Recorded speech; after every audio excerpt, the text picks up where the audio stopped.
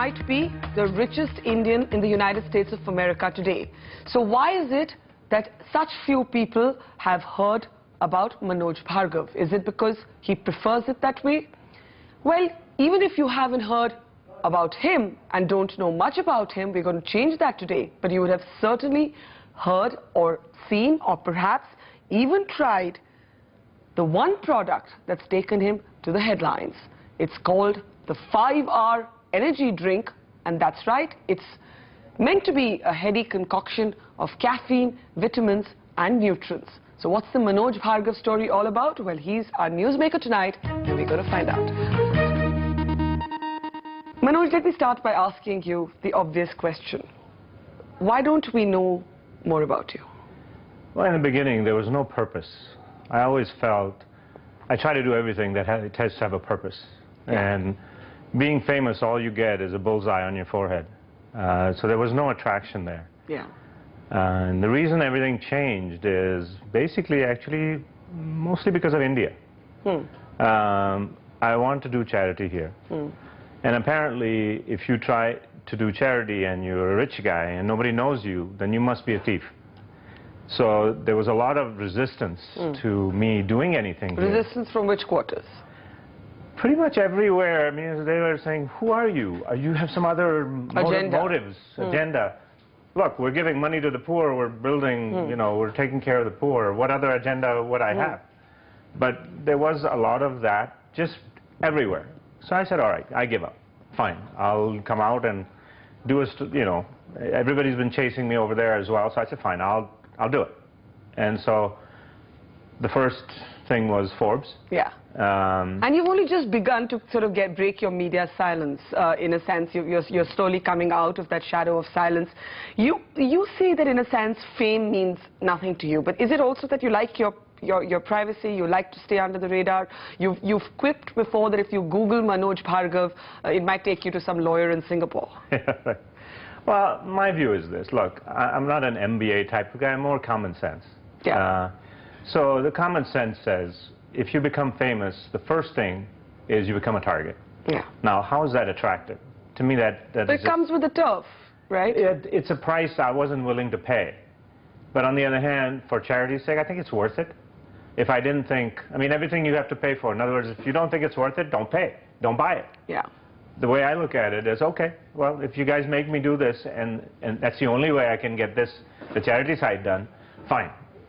I'll do it. Other than that, I don't have this hobby of being famous.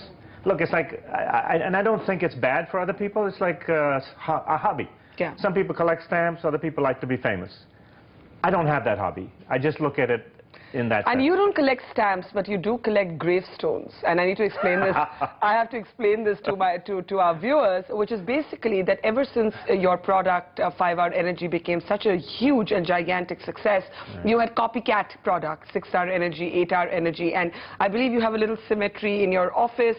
You chase these copycat guys with lawsuits, and the moment you win, you know, there's that little flag of victory that goes onto that tombstone. So is this story for real? I think it's expanded a little bit. I mean, I think there was one little tombstone in there because one of our creative guys put it up there as a little rest in peace. Yeah. And so everybody gets a chuckle out of it. So have you seen many attempts to copy 5-hour energy? Yeah, they're somewhere between 250 and 300. That included Coke, Pepsi, everybody came in after us. And so, you know, the ones we went after, I know the article says the secret of my success is I sue everybody. But that's just silly because, you know, we sold 500 million bottles last year. We didn't sue all our customers to get that. Do you use 5-hour energy yourself? Every day. Do you? Yes, and twice when I play tennis, which is 3 times a week, I use it again. I never play without it. So what's in it without divulging trade secrets? No. Actually, it's right on the label. It's basically nutrients that make you focus. And you said it's not an energy drink, but it's a focus drink, right? So what is it? Because you did arrive in a market where Red Bull, for example, already existed. So, you know, that was everybody's notions back then of an energy drink. So how did you think this would be different? Well, look, I found it at one place. And at a natural product. Yeah, and I thought, wow, this is amazing. So I could sell this. So I figured it out, and basically what it has in it is brain nutrients and for brain health. So there is caffeine in it, but the purpose of caffeine is to get everything else absorbed. Yeah. Most people don't know that one of the great qualities of caffeine is it allows you to absorb nutrients. And so it does it quickly. So when it does it quickly, you focus. And when you focus, you think you have energy. Or rather, your personal journey has attracted a lot of attention because it's unusual. You know, you move to the United States of America with your parents, you dabble in all kinds of jobs, but you drop out of Princeton. You hate Princeton. Most people in India would, you know, give a leg and a dime to go to Princeton. So why do you drop out of Princeton? Well, first of all, I don't hate Princeton. That was a misrepresentation. It was a misrepresentation by somebody who went to University of Pennsylvania. Okay. So beyond the college rivalry or the school rivalry, right. Why do you drop out? Well, I mean, the Princetonian just interviewed me a few days ago, and I wanted to clear the air because I never said they were bad. Yeah. And the purpose really, to me, was, look, it was great for a year. And they said, why a year? I said, look, it's the same reason why nobody stays for 5 years. Why 5? Why 4 years? I mean, it's an arbitrary number. Yeah. I got what I needed out of Princeton in 1 year, and after that, I didn't think it was useful. Partially because, look, you go to school, and the primary reason is you want to make some money. You want to get a good job, and you make some money. It wasn't important to me. I mean, my friends were some of the richest people in the world, and they were a little bit, they weren't really together. They were sort of messed up, a lot of them. And I thought, what is this? I'm trying to be like them? That makes no sense. So then I thought, okay, I don't need this. And let me find something that's more useful. But you move back to India at this point, and in the Western narrative of you, you become a monk. And you've explained that, you know, maybe the Western press doesn't have another word to describe that approximation, but you do spend several years living in ashrams. Right, correct. What leads you to that? Well, look, what happened is, I don't know if this is too much information right now, but I read Vivekananda. And I thought, and I was a youngster, and I thought, if he can do it, so can I. And that's what I did. I followed what he did, not what he said. And it was the greatest education. Now things are easy. I mean, look, I compete against guys who have MBAs. Yeah. I love that because they have no clue. But how many years did you spend in an ashram? Altogether 12. 12 years. And then you suddenly go back and you become this entrepreneur.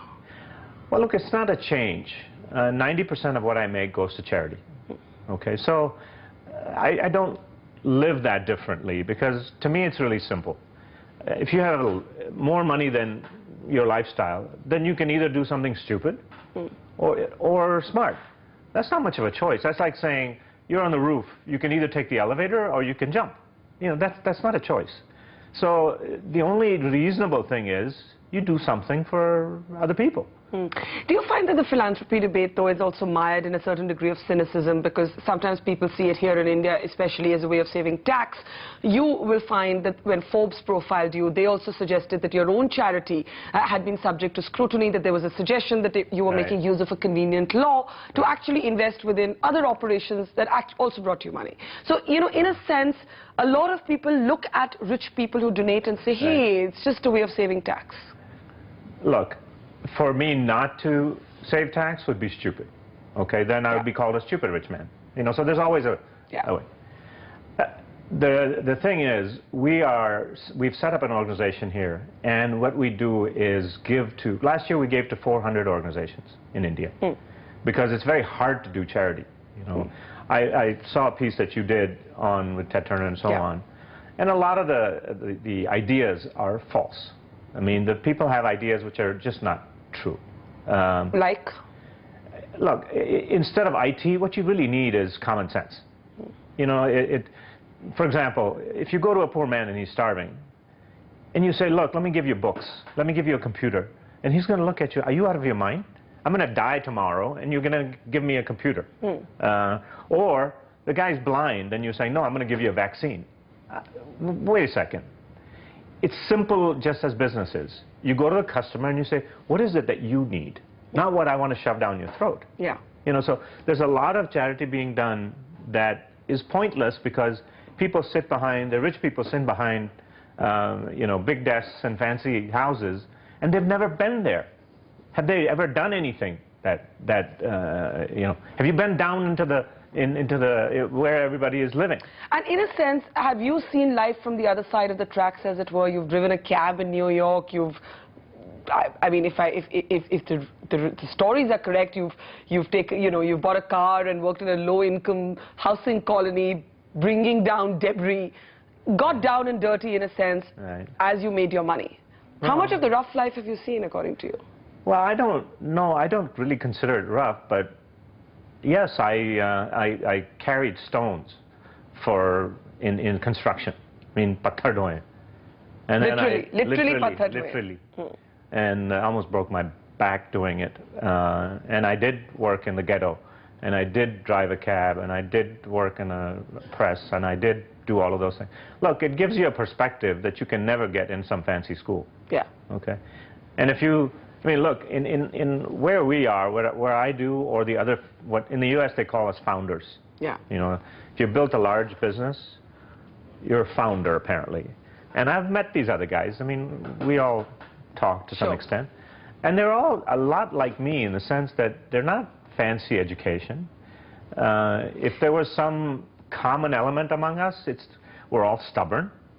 We all don't tolerate nonsense. Yeah. We're not politically correct. Yeah. And we don't really care what anybody thinks. There's a word, I don't know if you're familiar with it, called jugaad, which is the Indian... Oh, yeah. Yeah? That you innovate. When you don't have a conventional answer, you innovate. But some also use it as a byword.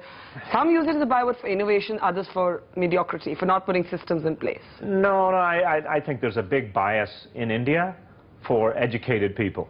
You know, it's like, oh, IIT and IIM must be smart. No, that only means he's smart in studying. It doesn't mean he's smart in business. Yeah. But no, we only hire IIT and IIM, which is total nonsense, because they come out of these schools and they're clueless. I mean, they're taught by people who haven't done business. Yeah. I mean, would you be willing to be operated by a surgeon who was taught by somebody who never did surgery? I mean, it's ludicrous. So you're saying overemphasis on pedigree, on degrees, on that whole circuit, as it were, that Indians are obsessed with. But can I ask you? I have a quote on this one. Yes. I don't usually quote authors, but this one was just great. It says, "I've never let schooling get in the way of my education." That's a good one. That was from Mark Twain. That is a good one. And I hope Princeton doesn't take that personally in your case. But so be it. But let me ask you, in the end, you did say in that interview to Forbes that you're probably the richest Indian in the United States of America, and you said it in this off-the-cuff way, you know. But you're also saying simultaneously that ostentatious display of wealth for you is a problem. It doesn't mean that much to your money. Is that what you're saying? Well, what does money mean? I don't say that it's bad. Everybody has a hobby, is what I said. And what's yours?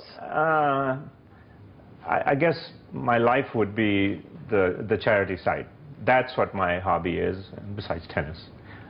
This is what I do. So now that we've actually taken the reclusive Manoj Bhargava and put him in the media spotlight, what next for you? Last question as we end. Well, I've got 4 projects that are all sort of world-changing, if they are successful. So I'm doing things which, and there's the nonprofit side, but I'm also doing other things where one of the largest projects, the largest of the 4, is we were able to find a technology that will clean ocean water 80% cheaper than currently. And it can be used in agriculture, which current technology cannot, which would change the world.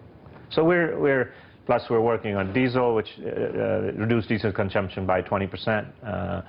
Also, this week, actually, it's being tested. We have a technology for coal, which will take 98% of mercury out of coal and 60% of sulfur dioxide, which again will change everything. So we're doing, you know, we're investing in those things. Now, these are not called nonprofit. Yeah. They're definitely for profit, and I don't pretend that, you know, I'm doing saving the world or anything. It's just business. On the other hand, it turns out that doing really large projects, all of a sudden I'm green. I didn't even know it. Well, best things in life just happen circumstantially, but somehow I have a feeling that you won't stay away from the media spotlight for too much longer, because probably the media won't let you. Manoj Bhargava, thank you so much for talking to us. Well, if you hadn't heard much about him, somehow, as we've been saying, you'll probably be hearing a lot more about him in the future. That was Manoj Bhargava on Newsmaker Tonight.